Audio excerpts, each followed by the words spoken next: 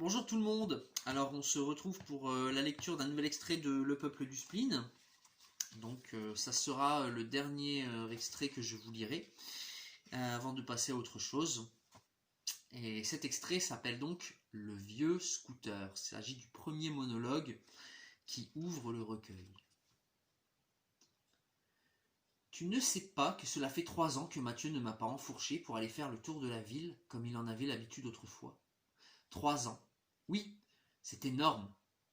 Regarde-moi, je suis là, planqué au fond du garage. Et à quoi je sers? À prendre la poussière. Eh bien, je ne suis pas d'accord. Ah, mais je suis un Vespa, moi, madame. Il me faut de l'entretien. Il faut me décrasser, me bichonner. Il me faut rouler pour respirer et continuer à fonctionner correctement. Et moi, je suis là, en train de rouiller, car c'est ce que je fais en ce moment même. Je rouille au fond de ce garage en désordre. Et Mathieu ne prête même plus attention à moi. Tiens, l'autre jour, il est venu chercher une canette de coca dans le frigo. Eh bien, il ne m'a même pas adressé un seul regard. Et pas plus tard qu'hier, il était ici avec ses 2 potes à fumer des clopes en cachette. Ah, elle est belle, la jeunesse. Tu sais à quoi je lui servais, moi, hier, à Mathieu? Je lui servais de siège, ni plus ni moins. Je ne servais qu'à porter ses fesses. À les supporter plutôt, car il faut se le farcir, un cul comme celui-là. C'est un cul à vous péter les suspensions, ça. D'ailleurs, c'est ce qui m'est arrivé. Il a grossi l'animal depuis qu'il ne roule plus avec moi. Monsieur a une voiture maintenant. Ah, je sais bien qu'il a grandi, que c'est normal et que c'est dans l'air du temps. Il ne me sortira probablement plus jamais. Plus rien n'est pareil depuis l'accident. Je sais bien que j'ai ma part de responsabilité, mais Mathieu n'est pas non plus si innocent dans l'histoire. Tu connais notre malédiction, Laporte. Nous autres, objets inanimés, gardons en mémoire tous les événements auxquels nous sommes liés. C'est notre fardeau. À nous, autant qu'à ceux à qui nous rappelons des souvenirs. C'était le jour de la mort de son père. Mathieu était fou de chagrin. Il t'a ouverte, avec la télécommande, avant de la balancer sur le vieil établi où son père et lui passaient des heures entières à bricoler le dimanche. Elle ne s'en est jamais relevée depuis. La pauvre. Mathieu non plus. Je ne peux pas lui en vouloir. Je ne m'en veux qu'à moi-même de ne pas avoir freiné à temps. Mais nous étions lancés à toute vitesse sur la voie ferrée, et quand le train a pointé le bout de son nez dans le virage, Mathieu l'a vu et a accéléré. Je me souviens très bien de ce qui s'est passé ensuite. Mathieu a tourné mon guidon au tout dernier moment. Nous avons volé sur le côté et dévalé la pente avant d'atterrir en contrebas du chemin de fer, dans un fracas de tous les diables, alors que le train poursuivait sa course effrénée en klaxonnant à tout va. Mathieu avait les genoux écorchés et la tête en sang. J'avais la carlingue démolie et les 2 roues tordues, mais nous étions encore en vie. Mathieu s'est mis à pleurer, à hurler et à insulter la vie, avant de me donner un coup de pied rageur. Puis il m'a relevé, et nous sommes rentrés tant bien que mal. S'il avait pu me comprendre, je lui aurais dit que tout n'était pas perdu. C'était il y a 3 ans. À l'époque, il me faisait penser à son père, par bien des aspects, tu sais. Oh, j'ai bien connu son paternel, c'est lui qui m'a acheté en 84. Quand il m'a vu pour la première fois dans la vitrine du magasin de 2 roues, ça a été le début d'une grande amitié. Je me rappelle comment on épatait les filles ensemble. On les emmenait faire un tour le long de la jetée, le long de la côte, dans le soleil couchant. On roulait vite, alors elles étaient obligées de se serrer contre lui. Il avait la classe dans sa veste en jean, avec ses Ray-Ban vissés sur le nez. Un vrai tombeur, comme son fils. Je me rappelle du jour où il a rencontré la fille, celle qui allait devenir quelques années plus tard la mère de Mathieu. Elle n'était pas dupe devant son petit numéro et l'a envoyé balader plusieurs fois. Il l'a ramené moins.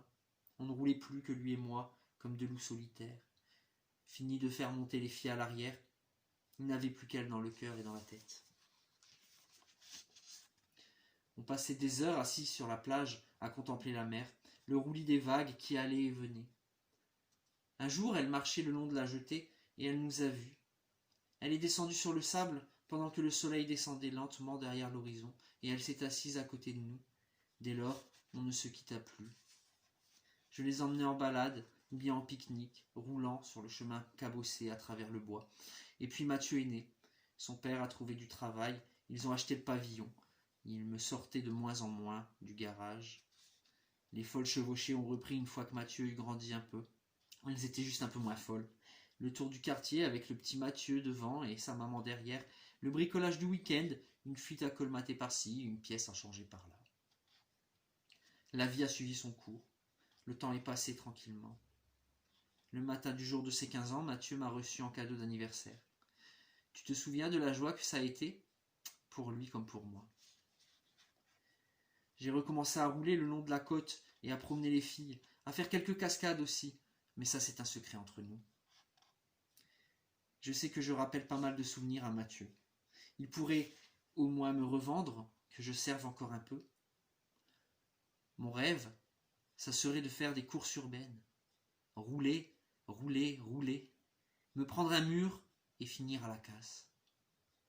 Ce ne serait certainement pas beaucoup mieux qu'ici, mais au moins je vivrais quelques années de plus. Tiens, tu t'ouvres la porte.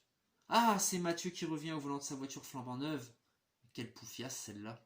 Je la raillerais bien en faisant exprès de replier ma béquille pour lui tomber dessus.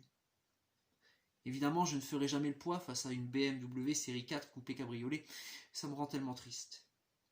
Voilà, elle est garée là, juste devant moi. Je la déteste tellement. Je n'ai plus rien à perdre maintenant. Je vais le faire. Je vais me laisser tomber sur son horrible capot gris métallisé. C'est parti. 1, 2, 3.